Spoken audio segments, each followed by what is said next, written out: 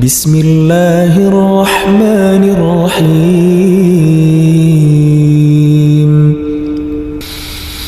لم يكن الذين كفروا من أهل الكتاب والمشركين منفكين حتى تأتيهم البينة رسول من الله يتلو صحفا مطهرة فيها كتب قيمة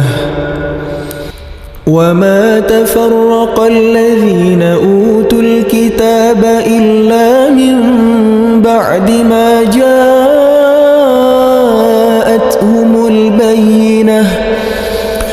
وما أمروا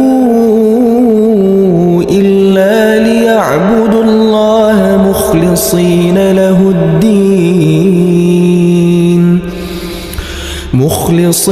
له الدين حنفاء ويقيموا الصلاة ويؤتوا الزكاة وذلك دين القيمة إن الذين كفروا من أهل الكتاب والمشركين في نار جهنم خالدين فيها أولئك هم شر البرية